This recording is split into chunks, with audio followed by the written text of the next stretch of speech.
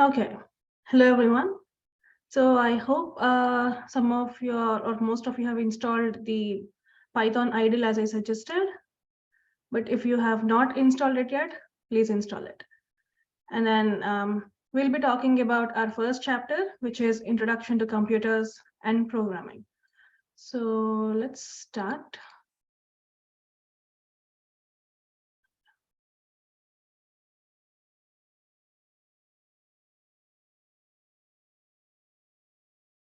Okay, so now I'm not sure which screen are you viewing. Okay, so you're viewing this. Good, that's good. Okay, so the first chapter is Introduction to Computers and Programming. So here we'll be talking about, or the interesting topics that we're going to cover is introduction. Next is hardware and software, how computers store data, how a program works, and how to use Python when you're writing programs using Python. So computers can be programmed. So these are the devices which are designed to work with whatever that you want to. So like, the programmer assigns a particular task for the computer and the computer will execute that task. So here, how does the computer understand, or how do we communicate with the computer? By using a program.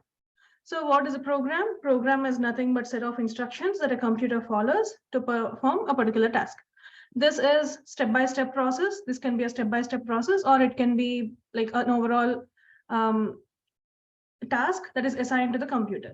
And the person or the user who is assigning such tasks to the computer is called as a programmer, or also known as software developer, like these in terms. So examples of programs are, we have Word, PowerPoint, like all these applications that you see on your computer are programs. So what is hardware and software? Hardware, as a term itself defines, is something that you can touch and feel. So these are the physical components or the devices which are used in building the computer. So there are several components that are that a computer has, like with respect to hardware. That is, we have central processing unit, which is inside, which is the CPU of the computer, which has the main memory and also the microprocessor, which is running the entire computer. And then there are many other devices like, keyboard, mouse, if you have a stylus, if there are any speakers attached, if you have a printer, if you have monitors. I mean, you should have monitors, at least one. So these are webcam, etc. These are all considered as the hardware of computers. So when it comes to the major components, which are like, the heart of computer, CPU is also termed as the heart of the computer. And without the memory or without any sorts of storage devices, there is no point in having a computer or a CPU. So there you go. The next important feature is a main memory and the secondary storage devices. And finally, the input and output devices, because we will need something to navigate the system, right? We will need something or some way to access our computer. That is by using input and output devices. So when I talk about the central processing unit, which is the CPU, this is the one that executes all the programs. Like this is the one that actually performs all the tasks that are assigned to it. So this is the most important component. Without it, you cannot run the software. So again, software is something that is located inside the hardware. We'll see about software as well. And in the beginning, like when the computers were first invented, they were huge. And, just the computers were the size of a room. Like that is how they were built. But with the technology and with the scaling technologies, then there came the nano processing and then the nanotechnology, chip processing, all that.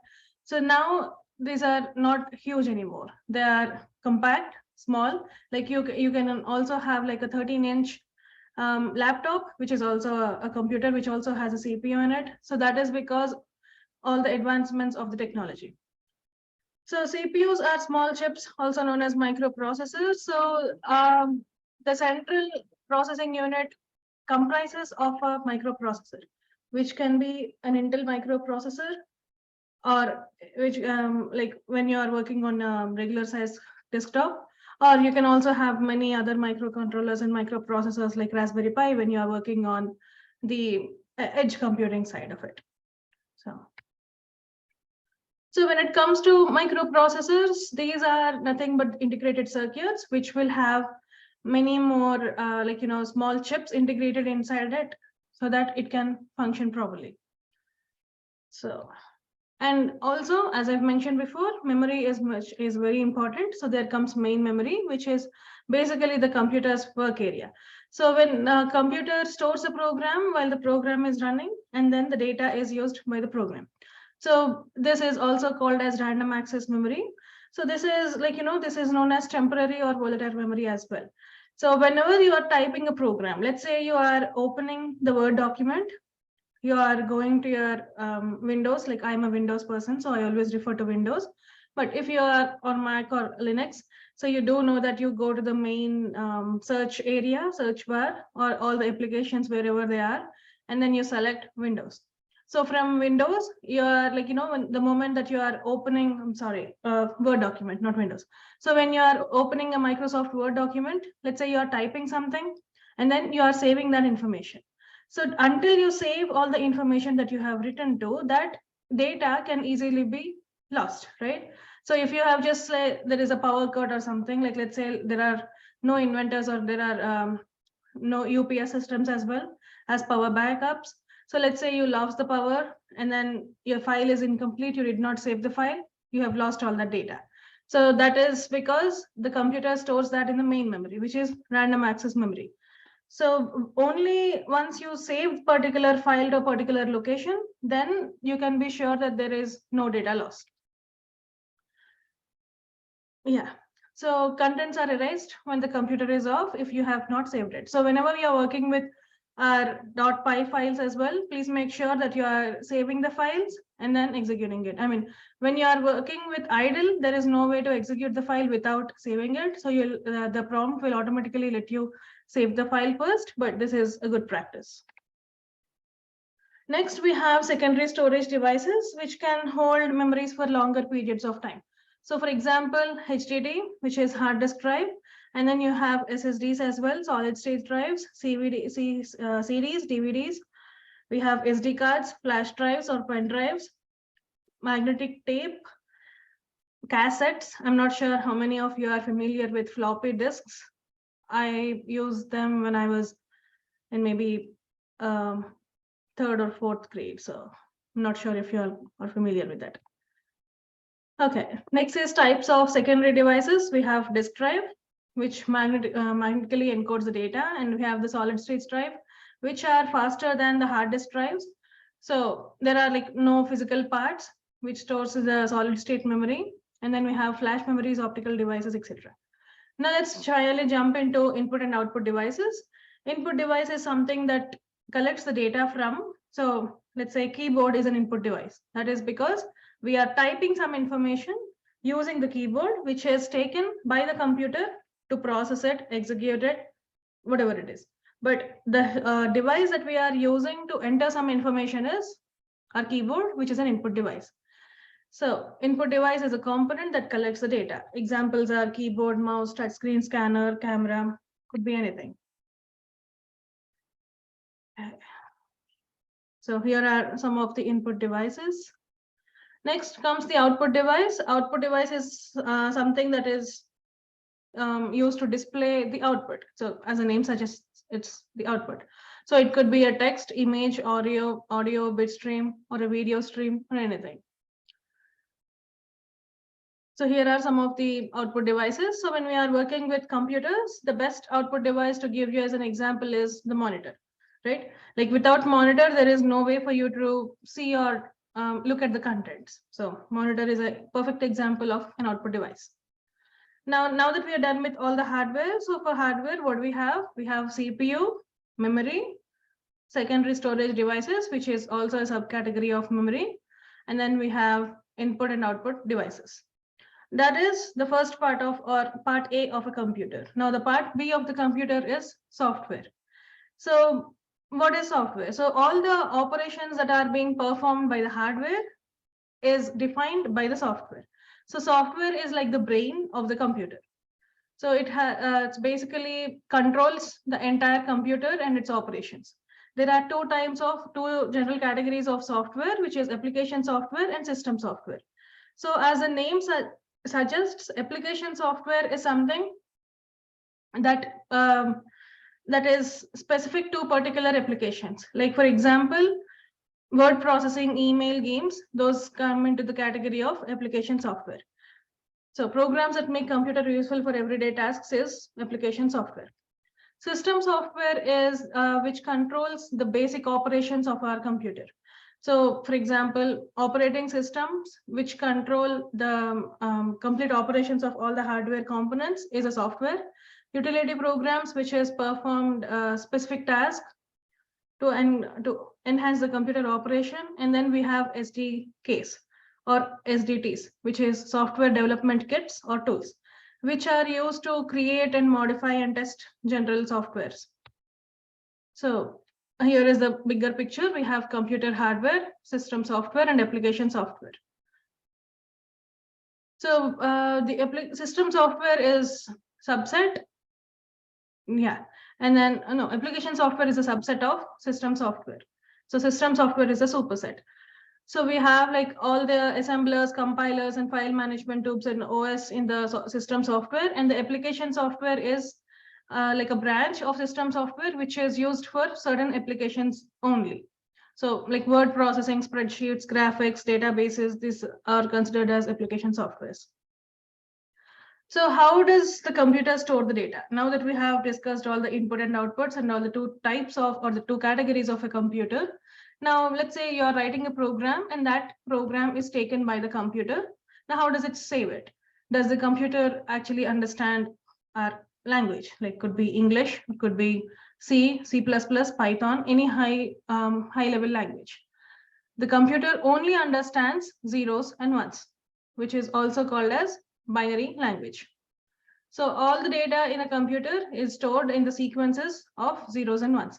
Sequence is nothing but a row or how do you call it? I don't know. An array of data. So it's like when you have a sequence is nothing but a stream of data, stream of zeros and ones. So the computer's memory is divided into tiny locations known as bytes, and each byte is equal to 8 bits. So this is important. Like this will take you towards the electronic side of it. Like I'm not familiar with your background and how many of you are already familiar with zeros and ones and then byte and bits. But do not worry if you are not familiar with this. This is like we're not diving into electronics or anything. Just a brief of electronics because it is important for you to understand that there is the concept of memory and the memory storage and how the data is stored into the memory. So it's only, so for now we understand that computers can only understand zeros and ones, and the computer memory is divided into tiny sections, which is also known as bytes.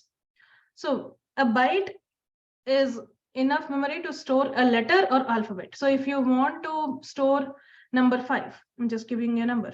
So if you want to store that number 5, that is saved in 1 byte. So what is a byte again? It is a memory allocation that is provided by the computer. So a byte is just enough to store a letter or small number. A byte is again divided into 8 bits. So this is standard, or this is the basic. 1 byte is equal to 8 bits. A bit stands for binary digits, that is either 0 or 1.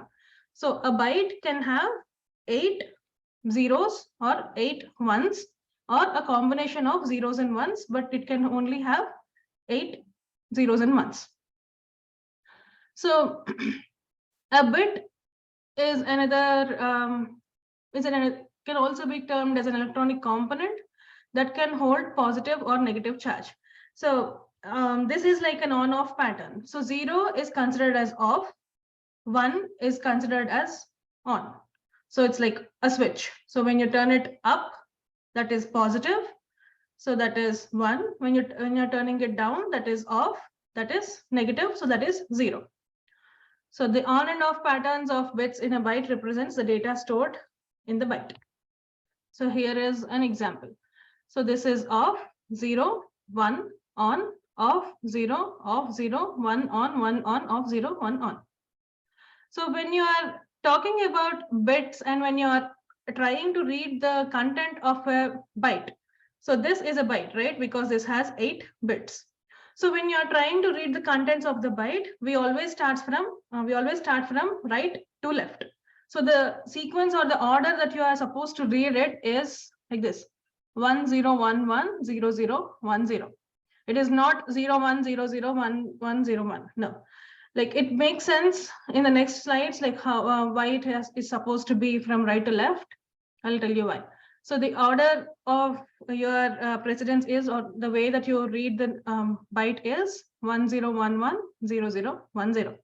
So the number 77 is stored in this byte with this example here. So we'll see how that is 77.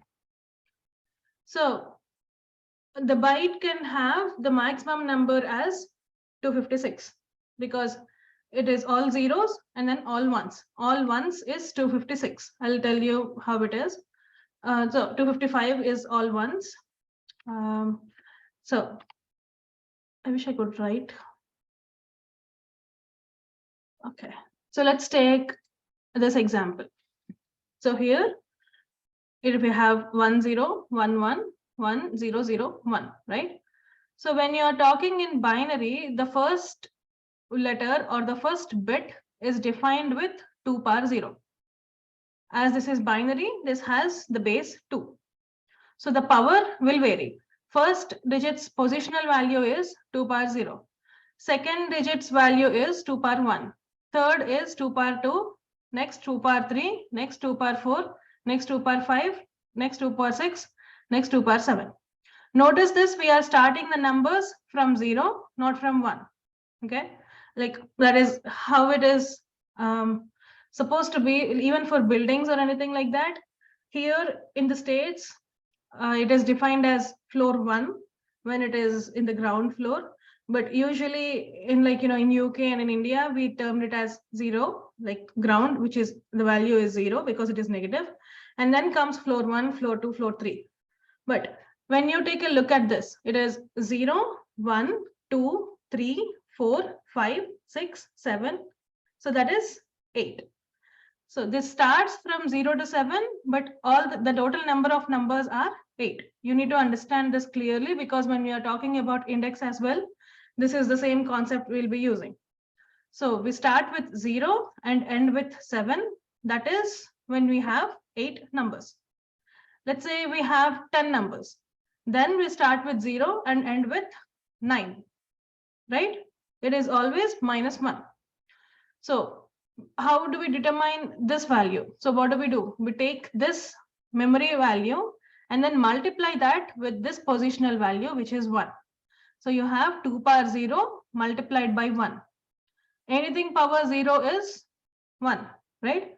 Any number power 0 is always equal to 1. So this is 1 times 1, which is 1. Next, 2 power 1 is equal to 2. So 2 multiplied by 0 is 0. So the total value is 0. Next, 2 power 2 multiplied by 1. That is 4 times 1, which is 4. 2 power 3 is 8. 8 times 1 is 8. 2 power 4 is 16. 16 times 1 is 16. 2 power 5 is 32 times 0 is 0. 2 power 6 is 64, not sure. 2 power 7 is 128. Yeah. So 64 times 0 is 0. 2 power 7 is 128 times 1, it is 128. So now we will add up all the positional values which are not 1. So basically we are adding up 1 plus 4 plus 8 plus 16 plus 128. So that is how you calculate the total byte value of total byte value. So what is the total? Not sure. Let's open calculator and find out what the value is. Okay, so we have 1 plus 4 plus 16 plus 32, right? No, 8, my bad. 8 plus 127. So the value is 157. It's 128. So the value is 157. So we are adding 1 plus 4 plus 8 plus 16 plus 128, which is 157. So the total byte value is 157. If you did not understand this, I mean, it is good to understand how the memory allocation is. So just understand, like, this is a memory allocation and this is a positional value. This positional value could be anything, but here, as computers only understand 0 and 1, this could be either 0 or 1. So there is no other number. So how do we calculate it? As we start with binary, so it has base 2, and then we start with 0, 2 power 0, 2 power 1, 2 power 2, 2 power 3, so on until 2 power 7. You take this memory allocation value, multiply that with the positional value, and you add up all the values which are high or which are positive, which are non-zero, and that will be the byte value. Here in this case, it is 157. I hope this is clear. So, oh, I didn't realize that it had this in the next slide. I opened my calculator and did everything. Okay. So now that we have understood this part, so what is the value of this? So when all the 8 bits are positive, the maximum value that you can have is 255, right? All bits on is 255. So when you have 255 and there is just first bit that is 0, so that is -1, right? Because this value is 1. Now that it is 0, the value is 254. Hope this is clear. Let's confirm anyway.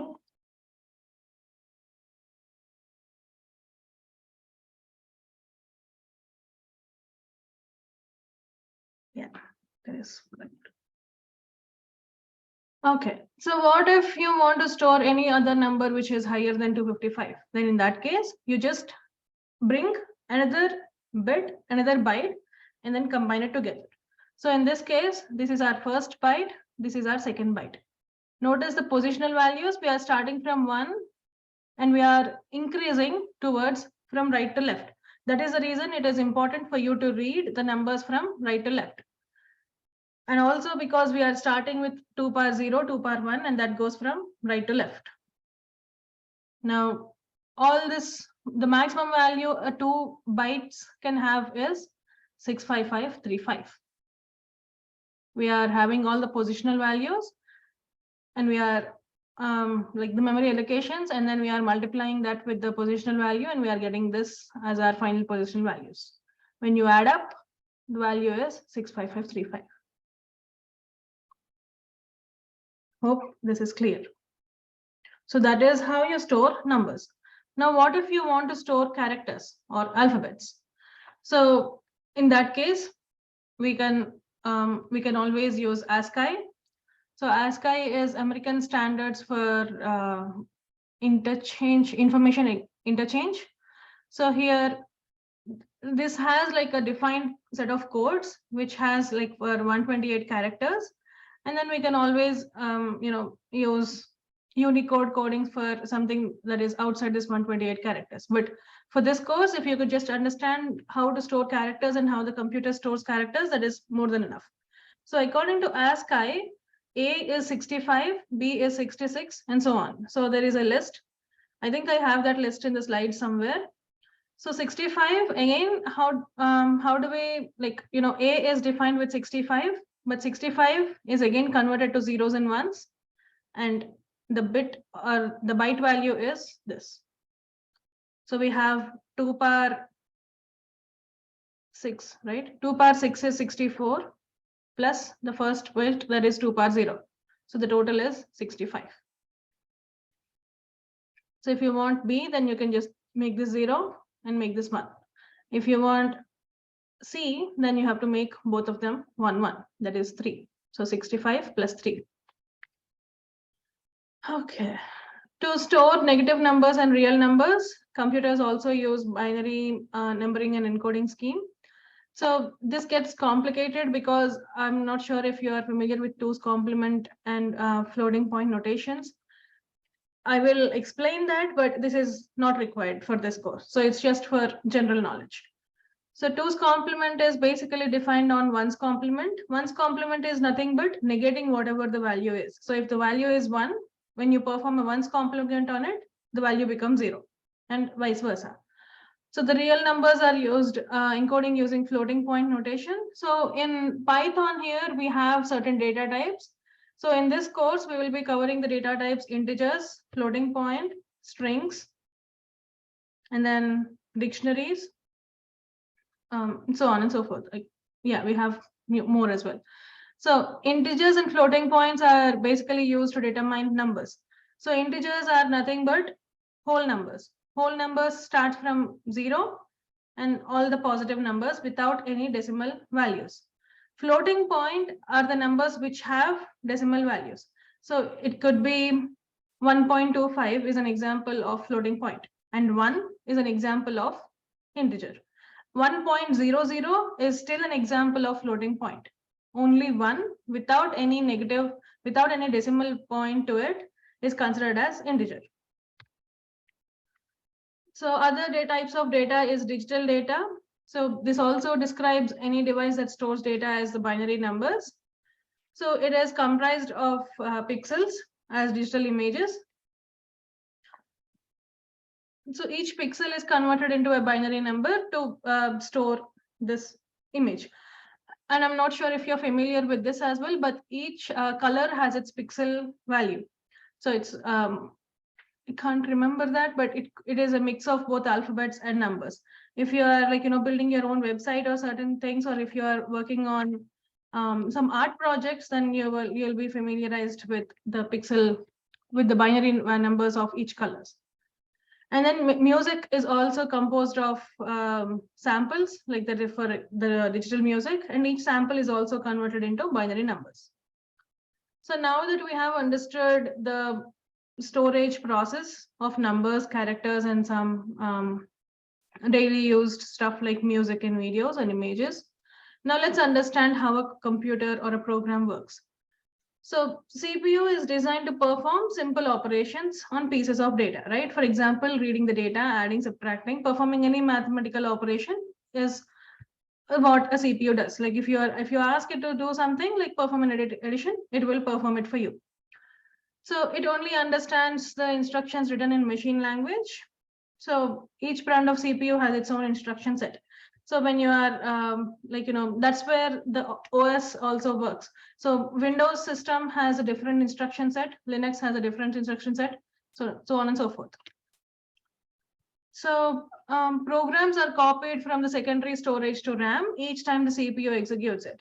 So for the CPU to complete a program execution, there are 3 steps that it performs. First step is fetching. So it will get the next instruction from the memory into the CPU, and then it will decode it. If it is written in the higher level language, then the CPU will convert that into the machine language or binary language, which is all zeros and ones, and then it will execute the operation. So it usually converts our, let's say we are working on Python right now. So the .py file extension to .exe, which we cannot see. It is stored in the memory on the backend, and the computer or the CPU will only execute the exe file, not the actual .py or the .c file. So first step is getting the data from the main memory to RAM, getting the first instruction. So it is converting that instruction, fetching it, and then decoding it and executing it. So that is the program execution. So now how does which type of assembler is required and everything depends upon the high level language that you're using. But how does a program or a CPU convert machine language to assembly language? So it is impossible, that is, or not impossible, but it is not easy for the users to write the program in machine language because it's all zeros and ones, and it becomes difficult, right? We cannot remember the patterns and we cannot remember all the byte values for each and every alphabet and each and every word. So for that, assembly language is used. Like basically in the beginning, like even till now, if you're working on the hardcore microprocessor, then you'll be using assembly language. But us, we will be using the high level languages, which are Python, C, etc. So assembly language uses short mnemonics or short words for instructions instead of binary numbers. So it is like English, but it is not English. And then assembler is something that will translate assembly language to machine language for the program or the computer to understand. So we will have a look at assembly language here. So here EAX is a memory location and Z is a character. So you are moving Z into EAX. You are adding number 2 to EAX contents, which is Z. And then you are moving EAX contents to the variable Y, and so on and so forth. So when you see MOV, add MOV, you are trying to understand like what that operation is about, right? You're trying to understand that here in the first step, you are trying to move the contents of Z to EAX. Next, you are trying to add the number value 2 to the contents of EAX. Next, the third instruction, you are trying to move the contents of EAX to the variable Y, so on and so forth. So once this assembly language program is done, it is then converted to a machine language program by using assembler. So now when it comes to high level languages, which are simple creation of powerful and complex programs. So low level language is closer to machine language. For example, assembly language is considered as a low level language. High level language is, for this, we do not need to understand how CPU works, or we do not need to write like large number of instructions. Like basically, especially, we do not have to repeat the program multiple times because we have loops and functions for that. So that is basically we are making the process easier and simpler. And that is how, like, that is the reason why we are mostly working on high level language. And these are much easier to understand as well. So high level languages are C, Java, C++, Python, anything. So all the recent programming languages that you're learning are closer to high level languages, which are easy to understand. So in high level languages, we do have some set of rules and operations, and also some particular keywords and syntax that you will have to follow. So this is like an instruction set. So keywords are nothing but predefined words, and there is no space here. That is my bad. There should not be any space here, but keywords are predefined words that you are using in your high level language program. For example, print is a keyword. And then can't remember from the top of my head because that's how my brain works, but sorry about it. So but there are some predefined words that are used to program in high level language, and each keyword has its own specific meaning. So when you are trying to declare a variable, for instance, you have to make sure that you are not using the predefined keyword. And when you are working with Python idle, I'll show you how it works. So when you are working with Python idle, the color change is very important. So when I show you the demonstration, you'll be able to understand that as well. And operators are something that performs the operations on data. Example, math operators to perform mathematical operations. So plus, minus, percentile, which is a reminder operator, or modulus, which is a reminder operator again. Backslash, which is a division, to backslash, which is the integer division, so on and so forth, are the operators that are used to perform operations on data. Next, syntax. This is very important. This is a set of rules that need to be followed when you are writing a particular program. So, like for example, you are opening a brace somewhere, then you'll have to close the brace for that. There has to be an exact match in the number of open braces and closed braces. And you cannot use semicolons towards the end of the statements because that is how Python is defined. But in C, you are supposed to use semicolons towards the end of the statements because that is how C is defined. So such type of rules is called as syntax. And for each and every programming language, there can be a difference in syntax as well. So if you are already familiar with C or any other language, Python has a slightly different rules. So do not get confused, especially with the semicolons, because there is no such thing called semicolons in Python. Next, statement is nothing but individual instruction or line that we'll be using in our Python. So programs written in high-level languages must be translated into machine language, right? Because the computers can only understand machine language, and which is performed with the use of compiler. So this compiler will translate our high-level language to machine language program. And so this interpreter translates and executes instructions in high-level language program. So in Python, we'll be using this interpreter, which is by Python itself, that is Python idle. If you want to use PyCharm or anything like that, you can always use it if you're already familiar with programming. Otherwise, I would suggest to start with idle. If you want to learn the basics better, if you want to understand the concepts better, then always start with the basic, that is by using Python idle. So this interprets one instruction at a time. No separate machine language program is required. And source code is something that is the code that is written by the programmer itself. So if I am the programmer, so the code that I will be providing is the source code. And syntax error is an error that will prevent the code from translating into machine language, because if, as the name suggests, it's an error. So if I have attached a semicolon somewhere, it is considered as an error because that is against the syntax rules for Python. So complete demonstration or interpretation, we have high-level program, print, hello thing, whatever it is, and so forth. So like this data is taken into the interpreter, and which is again converting into machine language.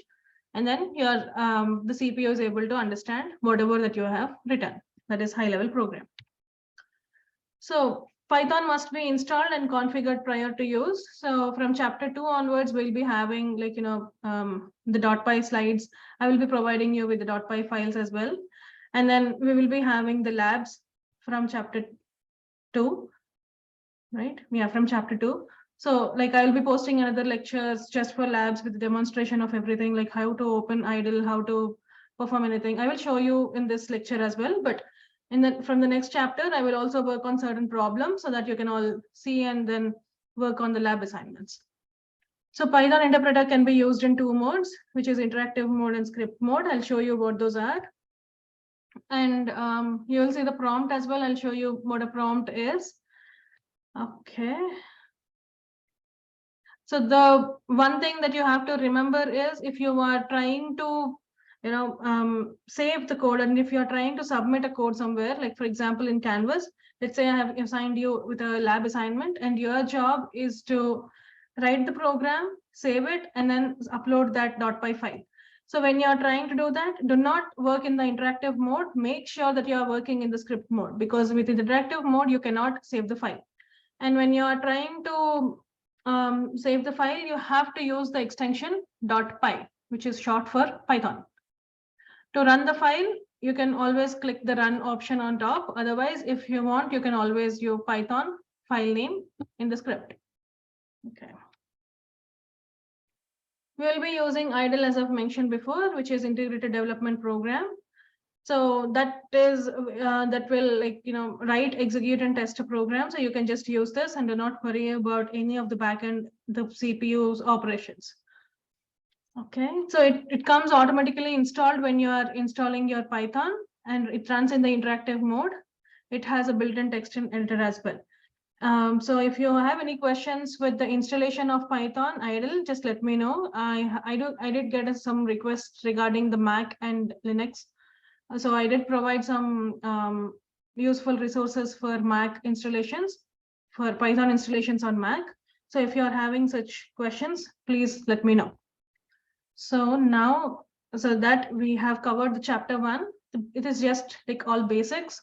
So in this one, we have covered hardware components, types of software, how data is stored, like how numbers are stored, how alphabets or characters are stored, CPU operations, fetch, decode, execute cycle, complex languages, what is an assembler, what is a compiler, what is an interpreter. And with that, we are done with chapter 1. So let me show you how an idle works. So I just searched in my search bar, Python idle, and this is what you'll see. Are you even looking at the, yeah, you are looking at something. Okay, cool. So this is idle. So this is Python idle. So this mode, like when you first opened it, the mode that you see is called as interactive mode.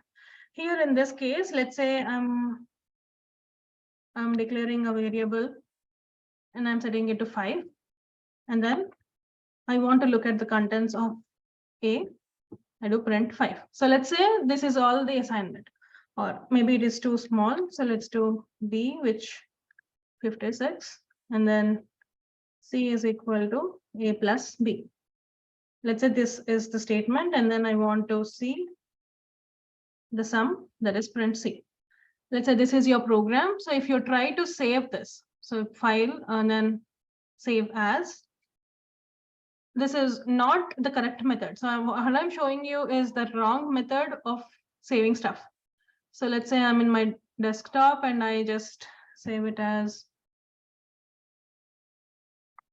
program 1. And it also automatically has the extension .py. So I click save. So now in my desktop, I should be seeing a folder, a program. What is that? Yeah, okay. So this is my desktop, and here is my desktop and program 1.py. So when I am, let's say I am the grader here, like we also have the TA assigned. That is new information which I did not tell you. I'll tell you that soon. So we have the TA assigned, and let's say the TA is trying to open that. So again, some of you like might just double click this, and if you do that, it is trying to directly execute the program. So you may not see anything. So when that doesn't work, just click on right click, edit with idle, and then you can select any version. I just have 2 versions of Python. My bad, I should just remove one, but you can select whichever. And this is how it is. Like this is the code that I saved. So let's say I'm the TA and I'm trying to run this. This will have syntax errors, because all this Python 3.1, 10.7, etc. is the information that is present on the idle itself. So when I see some code submissions like this, you will be given a 0. So the TA will provide you with nothing, like the grade will be 0 for any questions which are submitted like this. So please make sure that you are working on script mode. This is an interactive mode problem, and which is not the correct approach. So how do you open the the script mode? So let's close this and go back to our shell. So here, file, new file. This is your script. So you can, you could easily tell the difference, right? This opens and you can also see the prompt, which is waiting for you to type something. In the script mode, there is a prompt as well, but there is no this line represented, or the brackets or arrow marks. And it's always untitled because we did not save it. Here, if I have the same program written here, and then A plus B, print C. So this is the program, right? But in the interactive mode earlier, we could see the output then and there. But here we are not able to see the output. So let's just do it again. A is equal to 5, B is equal to 56, C is equal to A plus B. So these are exact same statements, and then I'm printing C. So when I hit enter, you will see the sum of A and B, which is 56 plus 5, which is 61. 61 is the output that you are able to see in the interactive mode. In the script mode, you do not see the output right here. So for that, if you just click, if you just do run module, it will first ask you to save the file. This is what I've mentioned before. But the good practice is, once you are done writing the code, or once you're done with the file, go to file, click save as. Always make a folder. So just make it a folder. Let's say we are working on, this is chapter 1. So I'm just keeping it as chapter 1. But let's say we are working on lab 1. This will be renamed, or I'll create a new folder, keep it as lab 1, and I'll put all my .py files in that folder. So now in my chapter 1, inside my chapter 1, make sure you are checking the path as well. So inside your chapter 1, you can just do program 1. It's a good practice to include your last names as well. So this could be Rajkunda, program 1. And then save. So now this file is done. Like there is nothing new information that I want to add. So let's say I also want to print A. So let's just take this statement, the last statement, print A as a new addition to the existing file. You will always see the star symbol here or the asterisk, which determines that the file has been changed. So if you want to execute this now, if you just click run, it will not work and it will ask you to save the file. You could either save like this or go to file and hit save. Do not hit save as once, like, after once you have named your file and everything. So once you have named your file, always use save and not save as. If you are using save as, you're basically rewriting or resaving the entire contents of the file, which is not our approach or which is not our goal. So for now, I'm just deleting print A from here and see this. Now that I have deleted this statement, you again see the asterisk. So I'm just doing Control S, or you could always go to save, which is Control S. Now you could you'll go to the top bar, run module F5.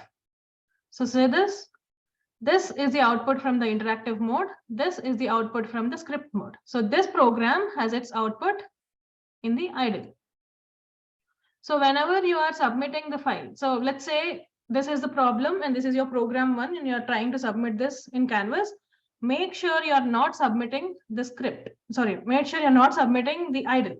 I will just need the script, that is a .py file. I will not need this one because when I execute or when TA executes the program, we can always see the output. So make sure you do not submit this part. Oh. What happened to that? No idea. Okay, just submit your .py files and that is enough. Okay, so when you want to create a new file, like let's say you're working on program number 2, so you can just click new file, and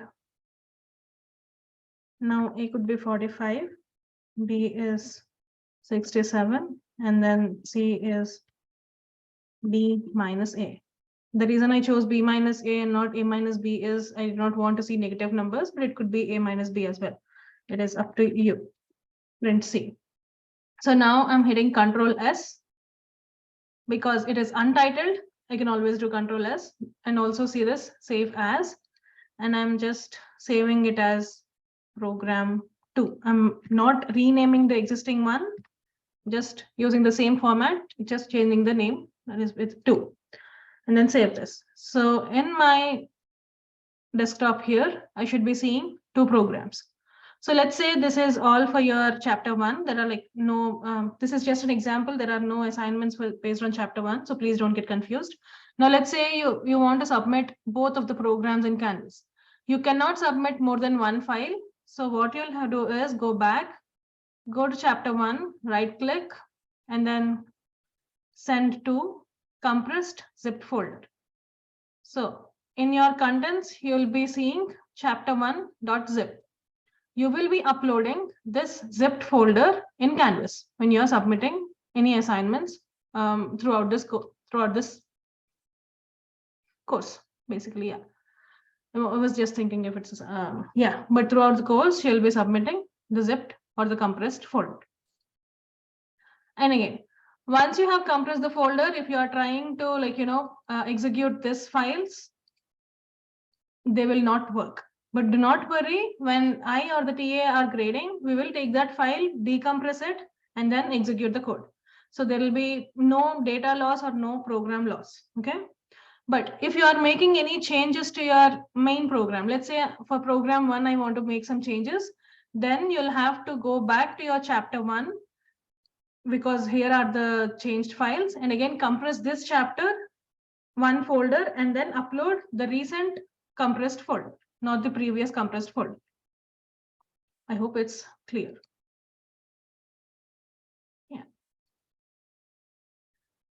So this is the interactive mode, and this is the interactive mode, and this is the script mode. So I'll explain more about this, and we once you start working on this, it will become easier as well. So that is it for today's class. And today is Tuesday, the 17th, and on 24th, you'll be having your chapter 2 posted along with the lab for chapter 2. So make sure, and also you'll be having a quiz on chapter 1 on 24th. Okay, so please go through the lecture, please go through the slides. If you have any questions, let me know. And also I'll be updating my office hours in the syllabus page. Also the TA office hours, I have a meeting with him in this week. So once after I know the details, I'll be updating that content as well. But the TA is Bipin. I will also include his name and email address. So please feel free to reach out to me or him if you have any questions. Okay. And regarding the lockdown browser and the exams, we are still having some debate, like we meaning the faculty here, we are still having some debate on using the lockdown browser. I think we will be using lockdown browser, but with the webcam off condition. So we do not need any webcams, or I do not need to see your virtual video presence. So you will be, I think we're still planning to use that, but I'll confirm that by next week or something like that. Okay, I'll keep you posted on the same. Okay, so I think that is the end of all the announcements. I don't think there are any more left, but if you have any questions, please feel free to reach out to me. Okay. Bye, guys.